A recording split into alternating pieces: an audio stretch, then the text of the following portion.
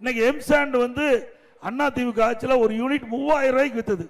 இன்றைக்கு திமுக ஆட்சியில் 5500 ரூபாய்க்கு ஒரு யூனிட் எம்சாண்ட் 5500 ரூபாய், கிட்டத்தட்ட ஒரு யூனிட்ல 2500 ரூபாய் அதிகமா இருக்குது. அதே போல ஜல்லி அண்ணா திமுக ஆட்சியில் ஒரு யூனிட் 2000 ரூபாய்க்கு வித்தது. இப்ப திமுக ஆட்சியில் கிட்டத்தட்ட 4500 ரூபாய்க்கு ஒரு யூனிட் ஜல்லி விற்குது. 2500 ரூபாய் அதிகம் திமுக ஆட்சியில் ஒரு யூனிட்ல.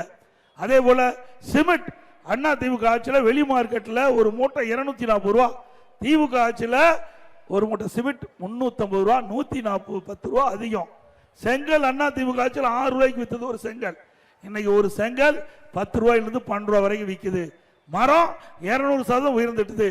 இப்படி கட்டுமான பொருட்கள் விலை தாறுமாறா ஏறி இன்றைக்கு வீடு கட்டுகின்ற மக்கள் கடுமையா பாதிக்கப்பட்டிருக்கிறாங்க. ஆனா இந்த அரசாங்கத்தை பத்தி அதெல்லாம் கவலைப்படல. ஆனா போய் சேரது இந்த கட்டுமான பொருட்கள் இருந்து மட்டும் நிறைய கமிஷன் போயிட்டு இருக்குது.